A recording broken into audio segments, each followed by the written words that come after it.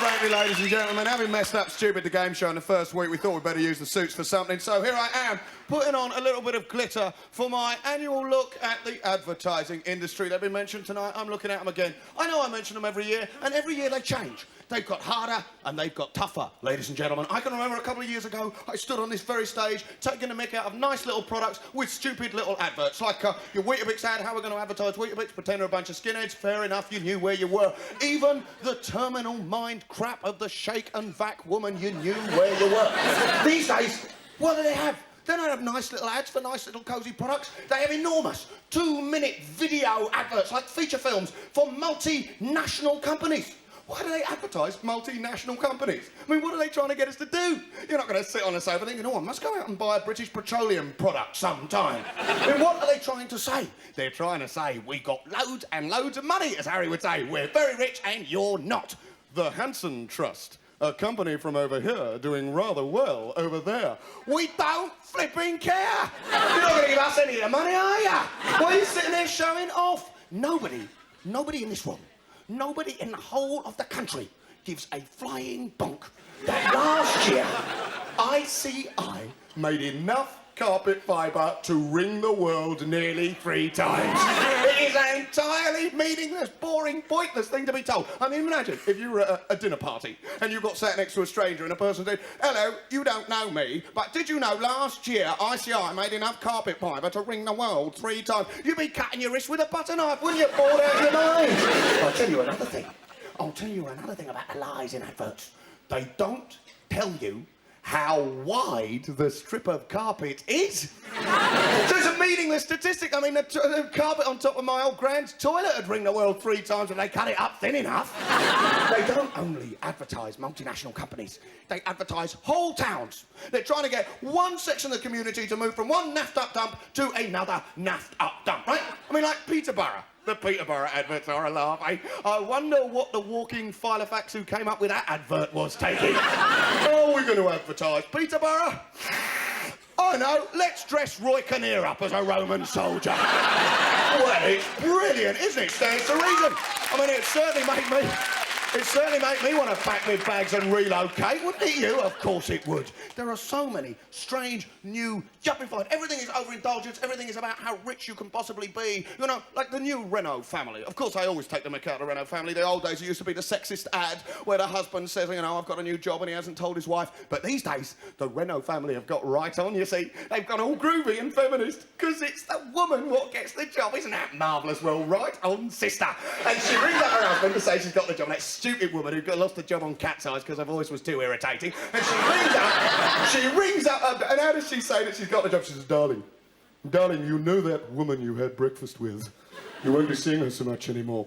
That woman you had, she means her. She means that woman you were in bed with. They're all sexy, the Renault family, they're all sexy. Not only have they got a lot of money in a Renault, but they also still do it, you know. And everybody's sat on their sofas at home thinking, oh, God, we haven't shagged for 3 months and we really ought to talk about it. And there's the Renault family. That woman you had breakfast with. How do they communicate at home, that family? How do they talk? I mean, a kid comes home from school, round the tea table. Mum, you know that person you gave birth to? Could you pass him the butter? Strange images. These rich... I mean, everything's changed. Nothing is about sharing anymore. You don't find the Oxo family sharing a bit of that anymore. It's the Renault family. The Renault family wouldn't give someone their last Rolo. No way. They might invest it for you, but they wouldn't give it away. Strange people. I mean, I know the ad has had the mick taken before, but I must take another look, because it is basically the basis of my thesis. That woman, standing in her kitchen, what's she doing? She's going... What's she doing in her kitchen?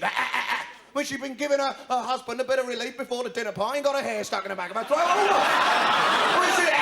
She's been sitting there through the whole of the hors d'oeuvre thinking, I can't shift this, I really can't. Working her tongue round her mouth, she's out in the kitchen going, What is she doing? I'll tell you what she's doing. She is imitating a percolator. And why is she imitating a percolator? Because she is scared that the people at the dinner party, who we presume are her friends, after all, she has invited them, she is scared they might discover she is serving instant coffee. Well, flipping terrifying. I'd crap myself, wouldn't you?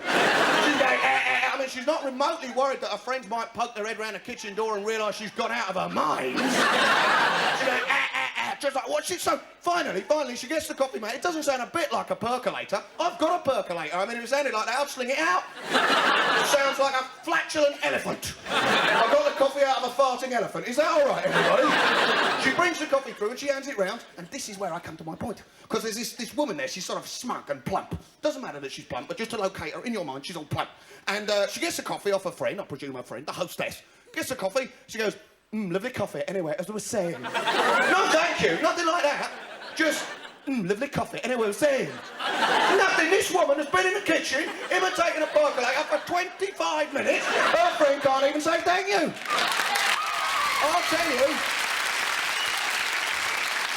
I'll tell you what the woman's doing. She's in the kitchen trying to get enough phlegm in the back of her neck to gob at the old bag. I mean, all these strange... I mean, you've got to be rude, you've got to be arrogant, nobody shares anything, nobody takes the little kids fishing anymore, it's all lovely coffee, thank you. You know, I mean, what is it about? I've lived these lies, they kind of peddle a lifestyle. I make plenty of cash, I admit that, you know. Oh, Mr. Elton, you make cash and you vote later and you support the national health and you've got a suit, aren't you a hypocrite? Well, no, but I say that all these images they show us, you know, they're lies. Like, I lived on my own many times. I've lived in a bedsit. Most people have lived in flats on their own. They've lived on their own. Has it ever happened to you? You're sitting at home alone in your bedsit or your flat in the middle of the evening. There is a knock on the door. You open the door. Outside is a total stranger who says, hello, I've just moved in. Do you have a Diet Pepsi? It's a pretty flipping specific request, isn't it? She's really thought about that one. So many strange images trying to tell us things are not as they are. What are Telecom doing? Who are they trying to fool? I mean, we know the phone system is knackered. I mean, he said something I shouldn't have said. We know that every time... Oh, dear, knackered finally came on a clean word. We know that every time you pick up the telephone, you get a cross line. The moral dilemma of the 80s is, should you listen in when you get a cross line? You're having a flipping boring conversation. Click. What are they trying to tell us with their adverts? That everything is rosy? That woman up in Scotland with a voice more irritating than the woman off Cat's Eyes on the Renault ad.